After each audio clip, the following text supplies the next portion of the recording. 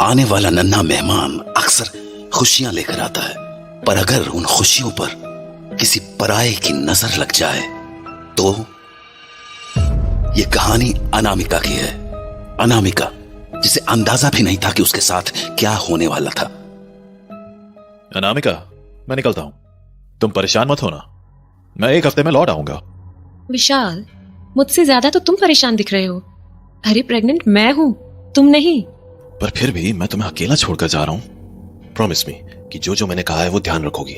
हाँ बाबा, भीगे बालों में बाहर नहीं जाना है, हमेशा अपने साथ एक चाकू या नील कटर रखना है, सब याद है मुझे। अब जाओ वरना देर हो जाएगी। अच्छा हाँ, मैंने पड़ोस वाली मेहता आंटी को भी इन्फॉर्म कर दिया है। तुम्हें किसी भी चीज की जरूरत हो तो उन्हें कॉल कर लेना, वो पास में ही रहती है तो थोड़ी हेल्प हो जाएगी। हाँ हाँ, पिछली बार भी उन्होंने मेरी बहुत मदद की थी, तुम फिक्र मत करो, कोई जरूरत पड़ी तो मैं उन्हें बुला लूंगी। एक तो जिस हिसाब से मेरे ट्रिप्स हो रहे हैं, लॉन्ग टर्म के लिए हमें किसी केयर टेकर को ढूंढ ही लेना चाहिए।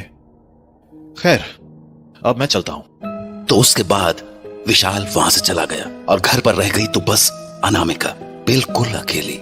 तो अपने कमरे में लेटे हुए उसने अपनी आंखें बंद ही की थी कि तभी हाँ, बच्चा, ये बच्चा कहाँ रो रहा है? आवाज तो बाहर से आ रही है, जाकर देखती हूँ। तो अनामिका जैसे ही हॉल में आई, उसने देखा कि वो बच्चे के रोने की आवाज टीवी से आ रही थी और उसे ये समझ नहीं आया कि ये टीवी कैसे ऑन हो गया? अजीब है।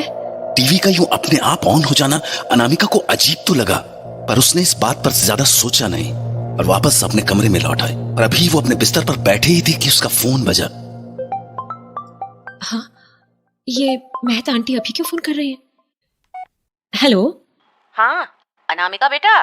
जी आंटी, बोलिए। बेटा, तुम्हारे घर कोई आने वाला था क्या? हाँ, नहीं तो क्यों? नहीं, वो बाहर कोई बहुत देर से खड़ा है, कोई औरत है शायद। औरत?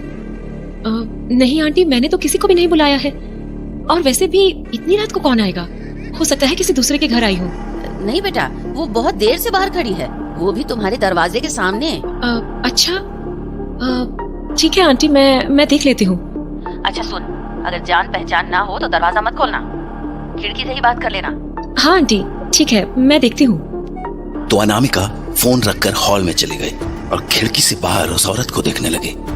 एक्सक्यूज मी, हेलो, आप कौन है आप, और मेरे घर के सामने क्या कर रही हैं? अनामिका की आवाज लगाने पर जब वो औरत मुड़ी तो अनामिका उसे पहचान नहीं पाई। तभी वो बोली, नमस्कार अनामिका मैडम, आमी देवी। देवी? सॉरी, पर मैंने आपको पहचाना नहीं। तुम्हारा पति विशाल से बात हुआ था मेरा, वही भेजा हमको यहाँ। विशाल ने भेजा है? पर क्यों? तुम्हारा देखभाल करने के लिए।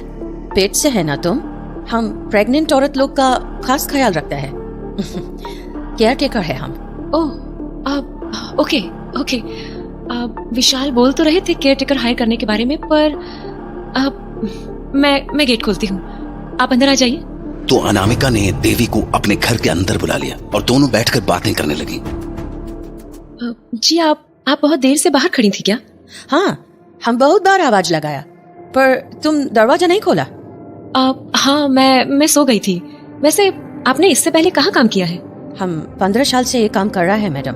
माने कि जब भी कोई घर में बच्चा होने वाला होता है ना, हम वहाँ पहुँच ही जाता है। आपनार चिंता मत करो, आमी खूब भालो करे ख्याल रखबे, तुम्हारा भी और तुम्हारा बच्चा का भी।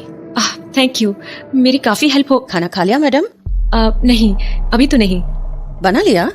नहीं, मैंने सोचा था कुछ मैगी वगैरह बनाकर खा लूंगी। क्या मैडम, मैगी से क्या होगा तुम्हारा? जो औरत लोग पेट से होता है ना, उसको अच्छा अच्छा खाना खाना चाहिए। हाँ, पर आज मेरा कुछ बनाने का मन नहीं कर रहा था। ए मैडम, चिंता करिस ना, आमी आसছি तो हम खिलाएगा तुमको अच्छा खाना, अपना हाथ से बनाकर। फिर खाना के हिसाब से हमारा पगार डिसाइड कर देना, ठीक है? मतलब आपकी विशाल से तो बात हुई होगी ना इन सब चीजों को लेकर? हम पगार का बात पहले नहीं करता है मैडम, पहले आप मेरा काम देखो, अच्छा लगा तो रख लेना नौकरी पे, ठीक है? अच्छा, कमाल है आप भी। ठीक है, बनाइए फिर खाना। हैं तो बोलो की खाबी? मांस, मछली, गोश्त? नहीं, मैं नॉनवेज नहीं खाती। हैं तो भेज बोलो, जो खाएगा बना देगा। आप खुद ही देख लो, जो आपको ठीक लगे। ठीक है, हम तुम्हारे लिए पालक पनीर बना देता है। तो उसके बाद देवी ने अनामिका के लिए खाना बनाया। खाना इतना ज्यादा अच्छे से बना था कि अनामिका बोली, माय गॉड आंटी, इतना अच्छा पालक पनीर मैंने कभी नहीं खाया। अब से अगले 9 महीने तक आप इसी घर में रहोगे। It's decided. चिंता करिश ना मैडम, हम अपना काम कभी अधूरा नहीं छोड़ता। नहीं आंटी, रियली आपके आने से मेरी बहुत हेल्प हो गई। अभी तो तुम बस हमारा हाथ से खाना खाया है, हम और भी बहुत कुछ कर सकते हैं। बहुत कुछ मतलब? तुम्हारा डिलीवरी हम वो भी करा देगा। अब नहीं, उसकी जरूरत नहीं पड़ेगी। उसके लिए हॉस्पिटल है आंटी। सत्यि बोलছি अनामिका मैडम, हमको बहुत कुछ आता है। हाँ मतलब? लोग का मन का इच्छा होता है ना, हम उसको भी पूरा कर देता है। हाँ, अब समझी नहीं मैं। तुमको बेटा चाहिए या बेटी? हाँ, ये कैसा सवाल है? बोलो तो। नहीं, मुझे कोई भी चलेगा। सोच लो मैडम, हम इसमें भी तुम्हारा मदद कर सकता है। तुम बोलेगा तो बेटा बेटी दोनों भी दिलवा देगा। 1-2 टोटका कर भी बस सब हो जाएगा। नो प्लीज, ये ऐसी बातें मत कीजिए। मुझे ये सब कुछ नहीं चाहिए। ऊपर वाला जो दे देगा मैं उसी में खुश हो जाऊंगी। और जो एक भी नहीं दिया तो? हाँ, ये क्या बोल रही हैं आप? ऐसा हो जाता है मैडम, कभी कभी लोग का खुशी एक झटका में छिन जाता है। देखिए, आप ऐसी बातें करके मुझे अनकंफर्टेबल कर रही हैं। अरे चिंता करिश ना मैडम, हम तो तुमको बस ये बोला कि हम क्या क्या कर सकता है, कुछ करेगा थोड़ी। तुमको ये बात सब पसंद नहीं तो हम वो सब नहीं बोलेगा, कुछ और बात करेगा। और वैसे भी हमारे रहते तुमको घबराने का नहीं है, कुछ नहीं होने देगा हम तुमको। अच्छा आंटी, मैं सोच रही थी कि अब मैं सोने जाऊं, रात भी होने लगी है। ठीक है, जो बोलो। আমি आई दिखे सोफे थाके, हम यही सोफे पे सो जाएगा। ठीक है? एक्चुअली आप हॉल में मत सोना। क्या नो? बस ऐसे ही आप मेरे कमरे में ही सो जाना। किंतु क्या नो? वो मेरा टीवी थोड़ा अजीब है। माने? मतलब इसमें कभी भी कुछ भी हो जाता है। अभी थोड़ी देर पहले मैं अपने कमरे में सोई थी तो ये टीवी अपने आप ऑन हो गया था। न जाने क्यों, पर इसमें ऐसे ही कुछ ना कुछ होता रहता है। इसलिए मैं नहीं चाहती कि आप भी परेशान हो, तो आप बेडरूम में ही सो जाना। अरे क्या मैडम, तुम भी टीवी से कौन डरता है? रुको, अभी हम देखता है। तो उसके बाद देवी टीवी के पास चली गई और वहां जाते ही बोली, तुम यहाँ क्या कर रहा है? चले जा, खाने देखे चले जा। आंटी चले जा, अभी कोई काम नहीं है, चले जा। आई दिखे बाद में आना। आंटी आप ये किससे बात कर रहे हो? वही जो टीवी के अंदर है। हाँ, क्या? दौड़ गया? हाँ, क्या? अरे हम मजाक कर रहा था तुम्हारे साथ में। क्या? तो आप ही जो बातें कर रहे थे वो? अरे मजाक था बाबा। भय करो ना, कमाल है तुम भी मैडम। अपना घर का सामान से कौन डरता है? अब चलो, तुमको हम चौंपी कर देता है। चंपी? आंटी मैं तो सोने वाली थी ना। अरे तो चौंपी कर देगा तो खूब अच्छा नींद आएगा ना। आप चल। तो देवी की बात मानकर अनामिका अपने बिस्तर पर जाकर लेट गई और देवी उसके ठीक पीछे आकर बैठ गई। आंटी, मसाज की सच में जरूरत है क्या? और नहीं तो की, देखना अभी तुम्हारा माथा एकदम हल्का हो जाएगा। हाँ, आंटी ये फूंक क्यों मार रही हो बालों में?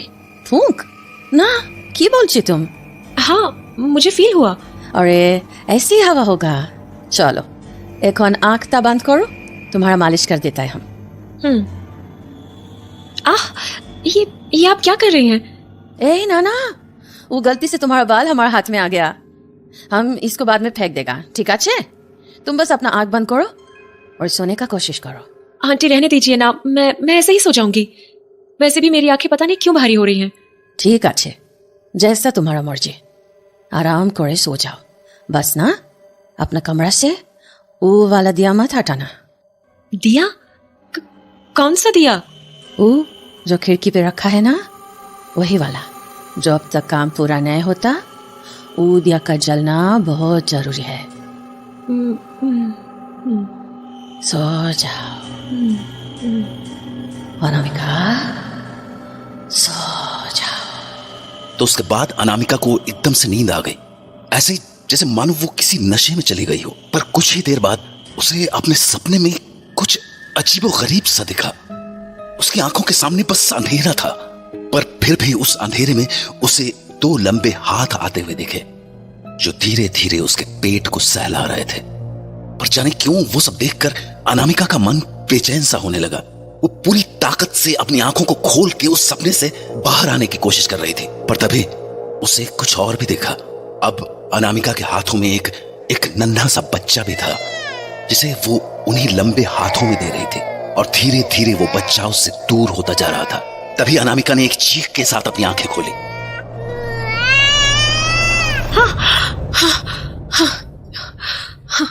ये कैसा सपना था? My God! आंटी, आंटी आप सो रही हैं क्या? लगता है आंटी गहरी नींद में है। मुझे ठीक से याद भी नहीं कि मेरी आंख कब लग गई। और जहां तक मुझे याद है आंटी ने वहां दिया रखा था ना, फिर वो कहाँ गया? अजीब है। अभी अनामिका इन बातों को समझने की कोशिश ही कर रही थी कि अचानक हॉल से किसी बच्चे के रोने की आवाज आने लगी। हाँ, फिर से बच्चे की आवाज। कहीं फिर से टीवी तो नहीं ऑन हो गया? जाकर देखती हूँ। पर इससे पहले कि अनामिका उठती, उसके पेट में अजीब सा दर्द होना शुरू हो गया।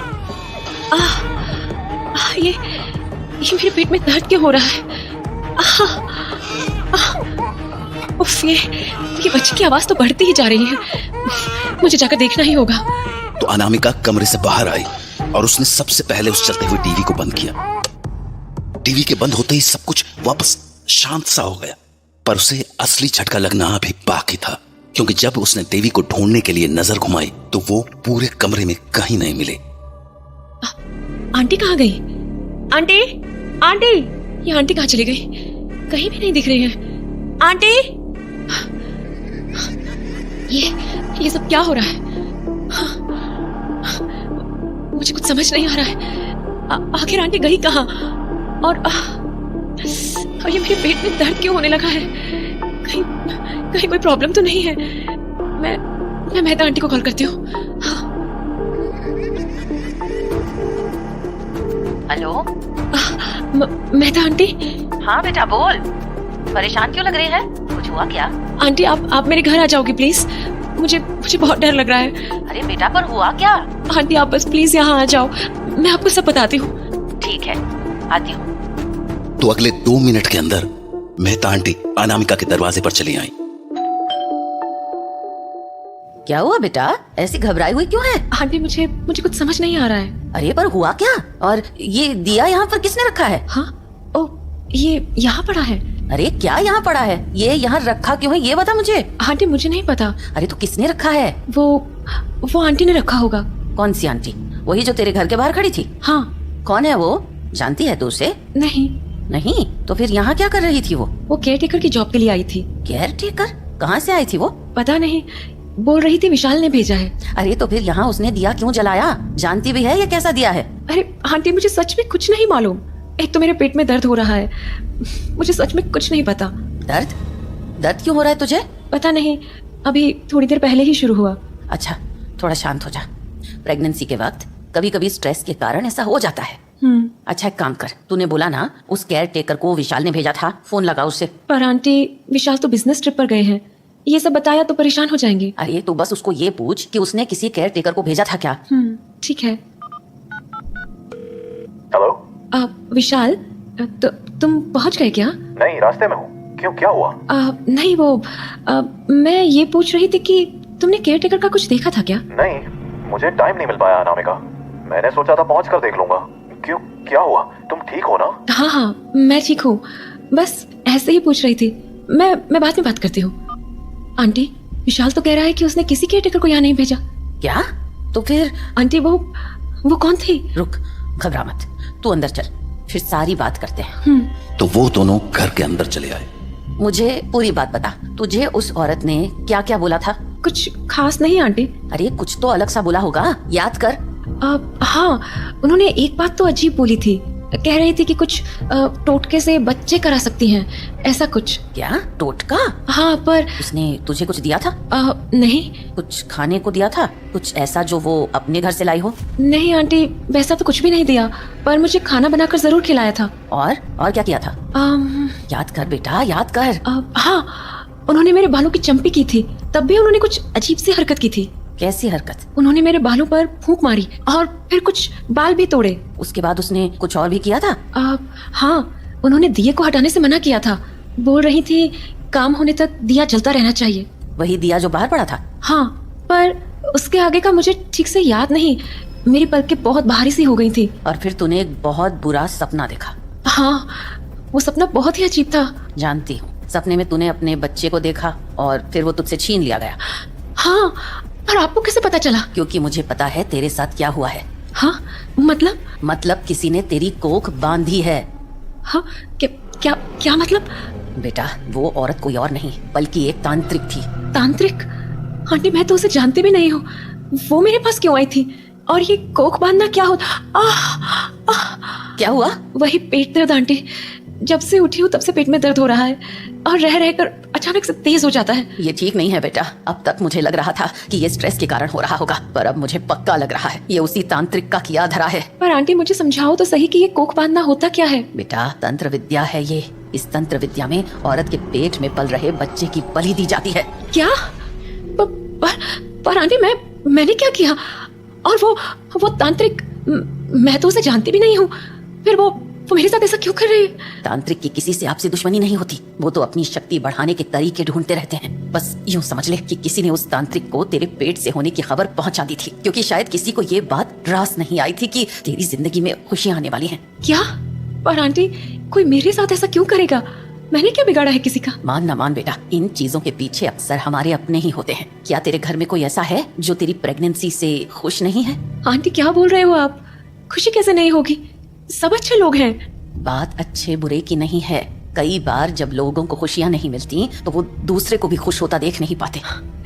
पर मैंने किसी का क्या बिगाड़ा है? ये रोने का काम नहीं है बेटा। संभाल खुद को और सोच, दिमाग पर जोर दे कि कौन ऐसा हो सकता है जिससे तेरी खुशी पसंद नहीं। पता नहीं, मुझे नहीं पता, पर प्लीज मेरी हेल्प कर दो, प्लीज। बेटा, शांत हो जा। अच्छा, एक बात बता, तेरे घर में कोई ऐसा है जिसके बच्चे नहीं है? हाँ। सोच, कोई है ऐसा? हाँ, विशाल की ताई जी है, उनके एक भी बच्चा नहीं है। तू ये बता, प्रेगनेंसी के बाद तेरी ताई जी तुझसे मिलने आई थी? हाँ, एक दिन आई थी। वो खुश थी? हाँ, खुशी थी शायद। शायद? मतलब वो कह रही थी कि उनकी पूरी जिंदगी में ये खुशी कभी नहीं आ पाई। और वही है। हाँ? वही है, उसी ने उस तांत्रिक को तेरे पास भेजा है। आंटी, आप क्या बोल रही हैं? याद करके बता, उस ताई जी ने तुझे कुछ खाने को दिया था? नहीं। तेरे कपड़े वगैरह कुछ लेकर गई थी? नहीं। कुछ घर पे रखने को दिया था? कोई बर्तन, कोई सामान, कुछ भी? हाँ, उन्होंने हमें ये टीवी गिफ्ट किया था। टीवी? हाँ, ताऊ जी का शोरूम है तो वो हमारे लिए गिफ्ट ले आई थी। अरे, मारी लड्डू के बच्चा होने को है, मन खुश हो गया मारा। थारी खुशी में मैं थारे लिए जे लेके आई हूँ। ताई जी, आप टीवी लाए हो? हाँ, थारी ताई जी खुश ही इतनी है। पर इसकी क्या जरूरत थी ताई जी? अरे, क्यों जरूरत ना थी? मारी लाडो के राजकुमार होने को है। अब मन ने तो ये खुशी मिल ना सकी, थारी खुशी में ही खुश हो लेने दे। उसके बाद वो दोबारा तुझसे मिलने आई थी क्या? नहीं, उसके बाद तो कभी नहीं आई। तुझे कभी इस टीवी में कुछ अजीब होता हुआ दिखता है? हाँ, बहुत बार। ये कई बार रात को अपने आप ऑन हो जाता है, आज भी हुआ था। सारा खेल इसी टीवी ने किया है और शायद तेरे पेट दर्द का भी कारण यही है। तेरी ताई ने बहुत पहले ही टोना टोटका कर दिया था। वो तांत्रिक आज बस आखिरी काम करने आई थी। हमें जल्द से जल्द कुछ करना होगा। पर आंटी, हम करेंगे क्या? तुझे इस टीवी को जलाना होगा। इसे उठाकर बाहर ले जा और उसमें आग लगा दे। तेरे बच्चे को बचाने का यही एकमात्र तरीका है, पर हमें जल्दी करना होगा। एक बार उस तांत्रिक ने अपनी सिद्धि पूरी कर ली, उसके बाद हम कुछ नहीं कर पाएंगे। जल्दी कर। हम ठीक है आंटी। मिसेस मेहता की बात मानकर अनामिका जैसे ही टीवी के पास पहुंची, उसे टीवी के अंदर एक छोटे से बच्चे की परछाई दिखी। हाँ? क्या हुआ बेटा? जल्दी उठा टीवी। वो आंटी, इसमें मुझे कोई बच्चा दिख रहा है। क्या? हाँ आंटी, इसमें कोई बच्चा सो रहा है। बेटा, ये पक्का उसी तांत्रिक का खेल है। वो नहीं चाहती कि ये टीवी इस घर से दूर हो, इसलिए इस पर ध्यान मत दे और टीवी बाहर कर। ठीक है। उस टीवी के अंदर दिख रहे बच्चे की मानो नींद खुल गई और वो जोर जोर से रोने लगा और उसके साथ साथ अनामिका भी दर्द से कराहने लगी। क्या हुआ बेटा? आंटी वो पेट दर्द। अनामिका अपनी बात पूरी ही करने वाली थी कि वो बच्चा और जोर जोर से रोने लगा। बहुत बहुत दर्द हो रहा है। बेटा मुझसे बात कर, क्या हो रहा है? पता नहीं आंटी, जैसे जैसे ये बच्चा रो रहा है वैसे वैसे मेरे पेट का दर्द भी बढ़ रहा है, जैसे हम दोनों एक दूसरे से जुड़े हों। कोख बंधन यही होता है बेटा, जब तक ये तेरे घर पर रहेगा तेरे कोख में कोई नहीं पल सकेगा। इसलिए हिम्मत कर और इसे उठाकर बाहर फेंक कर, वरना अगर उस तांत्रिक ने अपनी सिद्धि पूरी कर ली तो बहुत देर हो जाएगी। तो बस अनामिका ने अपनी हिम्मत बांधी और उस टीवी को बाहर ले जाकर रख दिया। उसके बाद मिसेस मेहता ने उसके चारों तरफ गंगा जल का घेरा बनाया और अनामिका को एक माचिस की तीली पकड़ाते हुए बोली, ले बेटा जला दे इसे। पर आंटी टीवी ऐसे कैसे जलेगा? बेटा आग बहुत पवित्र होती है, टोने टोटकों को छूते ही उन्हें भस्म कर देती है। ये ले और जला दे इस टीवी को। तो मेहता आंटी की बात मानकर अनामिका ने उस माचिस की तीली को सामने पड़े टीवी पर फेंक दिया, जिससे वो टीवी धू धू करके जल उठा। उस टीवी के जलते ही अनामिका के पेट का दर्द मानो गायब सा हो गया और घर के बाहर रखा हुआ वो दिया भी टूट गया। अनामिका अब समझ गई थी कि ये सारा खेल उसकी ताई का रचा हुआ था और आज अगर मेहता आंटी न होती तो उसे और उसके बच्चे को कोई नहीं बचा पाता।